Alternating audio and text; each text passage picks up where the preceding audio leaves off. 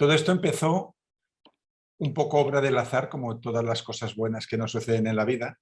Yo tengo un amigo que es galerista y que ha abierto una galería de arte en el barrio de Gracia, en Barcelona, y acudí a presentar uno de sus artistas que tenía un libro, entonces yo hice de presentador de ese libro, y ahí estaba Anna Paniker, que es editora de Kairos, una de las propietarias, ¿no?, de la editorial, y charlando con ella dijo: oye, me gustaría que tomáramos un té tú y yo y Agustín y que hablemos, porque nos gustan mucho tus libros y tu perfil y creo que podríamos hacer algo interesante. Entonces nos fuimos a una tetería donde yo voy con mis amigos y donde van muchos autores, y ahí ellos me expresaron su deseo de que yo hiciera algún libro como de espiritualidad urbana, ¿no? Y yo pensé, ¿cómo puedo vehicular esto? Porque yo no soy ni un guía espiritual, ni sigo ninguna fe religiosa en particular, ¿no? Lo que sí tengo es muchas preguntas sobre la vida, sobre la existencia. Entonces, ahí vi la luz. Pensé, lo que tengo que hacer es escoger las 20 preguntas existenciales que me han acompañado a lo largo de la vida, de todos los aspectos que nos preocupan a todos, y responderlas desde mis 53 años a través de mis autores de referencia, de diferentes visiones que hay sobre ello, mi propia opinión, historias, anécdotas. Entonces, también me puse el reto de que fuera un libro de espiritualidad muy ameno, porque yo, que soy muy lector de este tipo de contenidos, a veces me llegan libros ensayísticos donde hay una idea base que se podría explicar en 2 o 3 páginas, pero luego hay como 200 que son como de notas al pie, para entendernos. Entonces, quise hacer algo totalmente distinto, un libro periodístico sobre la búsqueda espiritual y que fuera ameno, que fuera divertido como una novela. Espiritualidad urbana sería la que está ligada a la vida cotidiana de la gente que vivimos en las ciudades. Creo que había un Roshi del Zen, un maestro de Zen, que decía: es muy fácil ser un místico, ser espiritual en lo alto de una montaña, donde nadie te molesta y estás con el viento y los pajaritos y ves salir el sol. Si quieres demostrar hasta qué punto estás evolucionado espiritualmente, vete al metro de Tokio a las 8 de la mañana y ahí verás cuál es tu grado de evolución. Y de alguna manera esta es la idea del libro, ¿no? Que la espiritualidad tenemos que desarrollarla en el contexto en el que vivimos. No se trata de retirarse del mundo, sino de entender cómo podemos interactuar con el mundo de manera sabia, de manera amorosa, incluso en un momento de gran tristeza y violencia como este, de qué manera podemos aportar a los demás y a la paz y a la armonía, pero sin negar lo que hay, sino fluyendo con los distintos momentos en los que vivimos cada uno y la humanidad. Para mí la espiritualidad urbana es esto, es la espiritualidad que puedes practicar en el metro, mientras estás trabajando, cuando estás viendo las noticias y te pones triste, cuando te sientes ansioso, estresado, cuando no puedes dormir. Permanecer, digamos, con tus valores y con tu ética y con tu mirada en esos momentos, sin necesidad de tener que hacer un retiro, un vipassana o nada parecido, ¿no? Yo soy un gran lector tanto de ensayo como de novela. Tengo que reconocer que muchos de los ensayos que he leído eran de Kairos, porque yo he crecido leyendo Alan Watts, Suzuki, libros como El espejo vacío fueron muy importantes para mí. Entonces, he leído muchos libros de Kairos. También me gusta mucho la novela, pues, de Paul Auster, Murakami, que jueguen un poco con el azar, con el misterio, con las preguntas de la existencia, ¿no?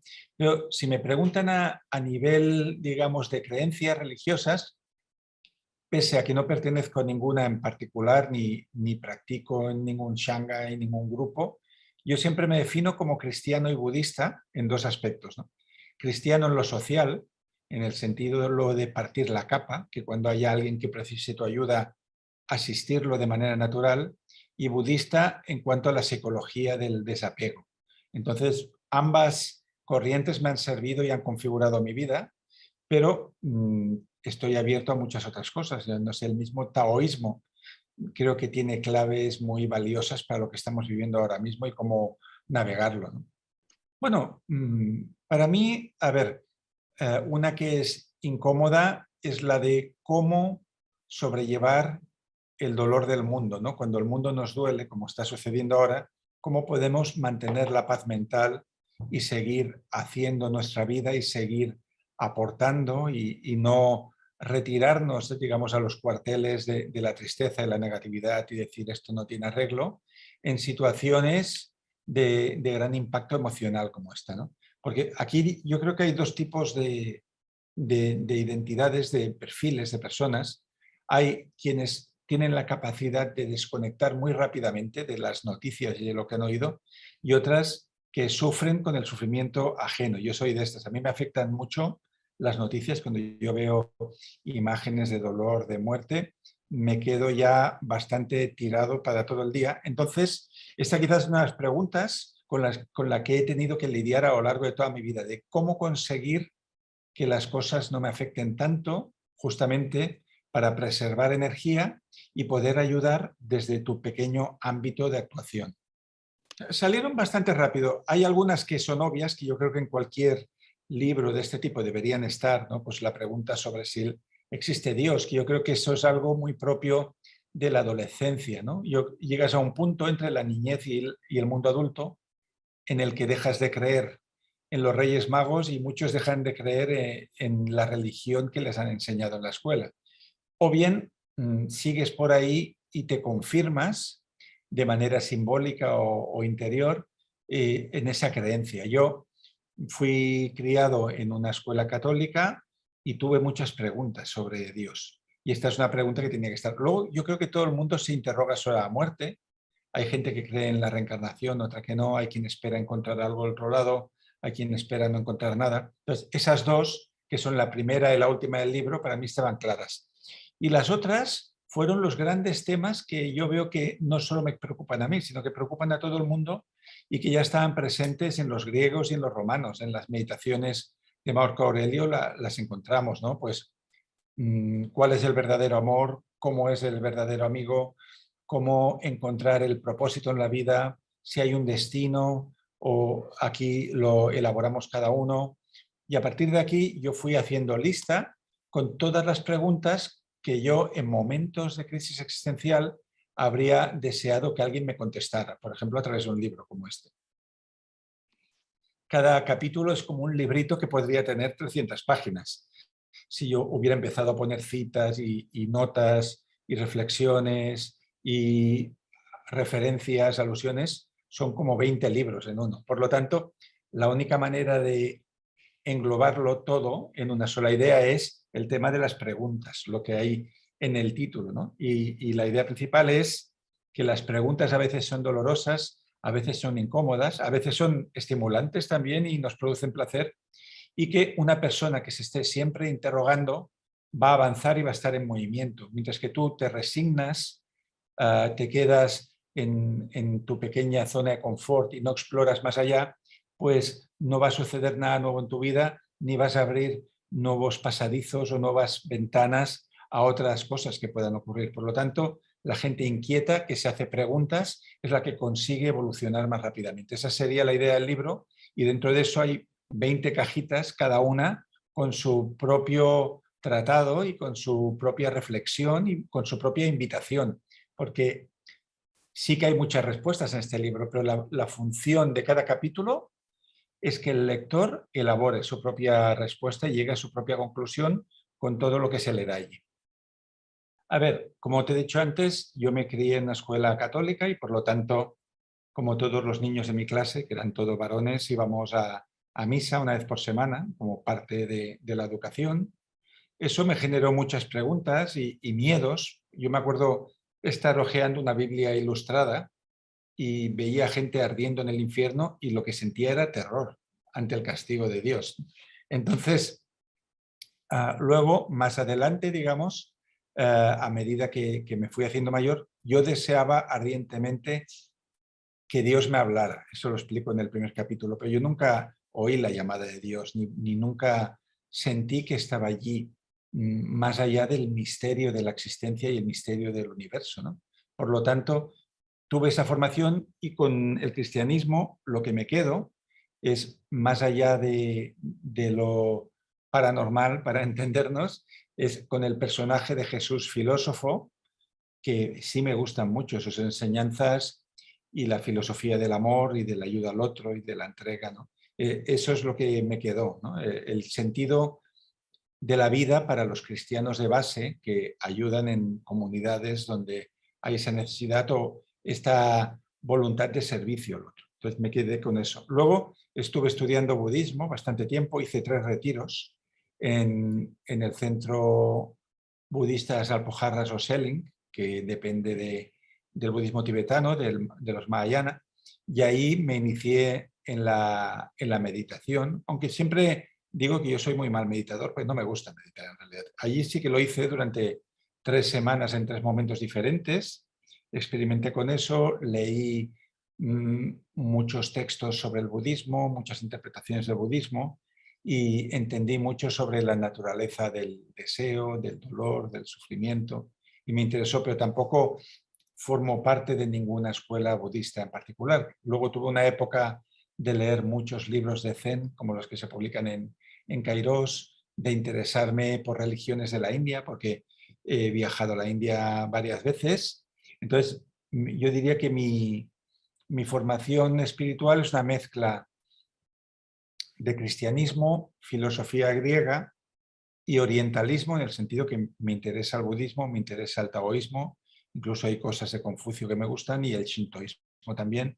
Y de todo eso, al final yo creo que hay muchas cosas que son comunes a todas las religiones y a todos los seres humanos, que podríamos poner ahí el amor, el deseo de trascendencia, el deseo de sentido, y un poco es lo que he ido vehiculando en este libro. Sí, yo pensaba en mí mismo, en el libro que yo habría deseado leer en momentos de gran dificultad en mi vida. Eso creo que lo menciono en el prólogo. Toni Morrison, la premio Nobel afroamericana, decía, si hay un libro que te gustaría que existiera para poder leerlo y no se ha hecho, pues tendrás que escribirlo. Yo asumí esta responsabilidad y este es exactamente el tipo de libro que a mí me habría gustado tener en las manos en muchos momentos de mi vida, incluso ahora, si no lo hubiera escrito. Bueno, mi escritura ha ido evolucionando. Yo me formé, mira, yo vengo de la filología alemana, fui profesor mucho tiempo, bueno, mucho tiempo, unos años. Luego hice un máster de edición y empecé sobre todo a trabajar de traductor. Y en aquella época los textos que llegaban de Alemania eran de New Age, de nueva espiritualidad, de terapias alternativas, de orientalismo. Entonces me fui formando de manera totalmente casual a través de los encargos que me llegaban. Luego fui contratado como editor durante un par de años en una editorial que igual luego estuve colaborando más tiempo y empecé a escribir libros bajo seudónimo de autoayuda con un estilo más bien neutro, ¿no? El típico manual en el cual intenta sintetizar al máximo las ideas, poner puntos prácticos. Entonces, este tipo de libro práctico, de libro de divulgación, lo practiqué mucho tiempo, primero bajo seudónimo y luego firmado por mí. Pero durante la pandemia puse en marcha un proyecto personal que tenía hacía mucho tiempo, que era escribir como una especie de memorias espirituales y creativas, de las cuales hice el primer volumen, que va desde la infancia hasta los 30 años, en un libro que se publicó en Editorial Obelisco, que se llama Los lobos cambian el río. Entonces allí descubrí otra manera de escribir. Descubrí que no era necesario escribir como la Wikipedia de una manera tan neutra, sino que puedes contar lo mismo a través de historias personales y a través de historias de otras personas. Entonces, este campo de pruebas, que fue este libro, que son como unas memorias sobre escritura, creatividad, espiritualidad y amor, básicamente, decidí aplicarlo en el proyecto de las 20 preguntas existenciales. Pensé, voy a tener muy claro lo que quiero contar en cada capítulo, pero no lo voy a explicar de manera genérica o de manera divulgativa como cualquier otro manual. Voy a intentarlo poner a través de historias mías, de otras personas, de testimonios. Entonces, mi idea era intentar escribir el libro de espiritualidad más ameno que nunca se hubiera hecho. Y por eso utilicé este estilo que parece un poco informal, pero que en realidad tiene el mismo contenido que si yo hubiera hecho un ensayo al uso. Yo creo que el mundo editorial tomó la decisión por mí. O sea, aquí hay 2 cosas que nos pasan a cualquier persona en la vida. Una cosa es lo que tú quieres hacer y otra cosa es lo que la vida quiere de ti. Entonces yo durante mucho tiempo, aparte de que hasta los 30 años nunca pensé que yo escribiría ningún libro, ni sentía la necesidad de hacerlo, hasta los 29, 30 no tuve ese deseo. Me interesaba más la música, los viajes, otras cosas, ¿no? Pues cuando empecé a escribir, mi deseo realmente era ser novelista y he escrito novelas. Pero lo que ha demostrado la realidad es que, con alguna excepción, muchas novelas mías que, por ejemplo, la última que publiqué, que se llama La Biblioteca de la Luna, la ha leído muy poca gente, la conoce poca gente, y en cambio libros como Ikigai llegan a millones de personas, se traducen en todas partes. Entonces, el mensaje que te está diciendo la vida es: está muy bien que quieras escribir novelas, pero el mundo necesita que hagas otra cosa. Por lo tanto, intento conciliar un poco lo que sería mi deseo de divertirme inventando historias con la misión que creo que me ha llegado de manera, no sé, azarosa, que es divulgar contenidos que puedan servir a la gente, sobre todo en momentos de desánimo como este. Sí, sí, encontré respuestas que no tenía. Por ejemplo, ya en el primer capítulo, que es el de Hay alguien ahí, sobre la existencia o no de Dios, aparte de ya todo lo que yo manejaba, cuando escribía este capítulo, yo estaba en el norte de México, en Mexicali, trabajando en una fundación, en una ONG que opera en barrios donde hay niños muy, muy pobres, y estuve colaborando con ellos. Y esta fundación está llevada por una orden religiosa cristiana. Y allí tuve la ocasión de hablar con una de las directoras de este proyecto, que era profundamente creyente desde niña y que nunca había perdido esa fe y que siempre había podido hablar con Dios. Entonces, tuve una conversación muy bella con ella sobre por qué Dios habla a unos y a otros no, que la transcribí tal cual en este capítulo, y antes de haberlo realizado, pues no tenía conciencia de todo eso. Y eso pasó un poco en todos los capítulos, buscando material, interrogando gente, revisando historias, siempre aparecían cosas nuevas. Entonces, al final, la escritura de un libro sorprende siempre al propio autor, porque le obliga a ir más allá de los límites de lo que cree conocer. El mejor recuerdo que tengo de la escritura es quizás cuando estaba ya en el último capítulo, en el cual hablábamos del cierre, ¿no? Y de lo que puede venir después de la vida. Y por lo tanto, recuerdo muy bien repasar todas las preguntas por las que había pasado y llegar a este capítulo cortito y darme cuenta de que esa misión que me había puesto, que era responder a 20 preguntas existenciales, había conseguido llegar al final, podía entregarlo a la humanidad, y a partir de ahí ya empieza el misterio, porque tú nunca sabes si un libro lo has escrito para una persona, para 100 o para 10.000, ¿no? Entonces, hay gente que dice que tiene depresión posparto después de escribir un libro. Yo siento mucha felicidad de haber conseguido llegar al final y que las fuerzas me hayan alcanzado como quien llega al final de una maratón. Cuando no está escribiendo, Francesc Miralles le gusta ir a conciertos pequeños de bandas más bien alternativas o un poco diferente de los grandes conciertos. Me encanta viajar cuando puedo, siempre me hago alguna escapada con amigos y pasear por barrios y ciudades que no conozco, estar en trenes y por último yo diría tomar el té, estar con mis gatos y leer. Me gusta mucho leer también. Sí. Bueno, que la principal creencia mía que ha cambiado es entender que, así como el mundo es muy grande, el mundo de las ideas también lo es, y que no hay una sola verdad en cada cuestión que nos preocupa, sino que hay muchas verdades, como muchos prismas, que pueden darnos visiones distintas de cada cuestión. Y, por ejemplo, sobre el tema de la trascendencia o de Dios, tan interesante es escuchar a un filósofo ateo o agnóstico como alguien profundamente creyente que te puede enseñar algo que no está en el campo de luz de lo que tú estabas mirando.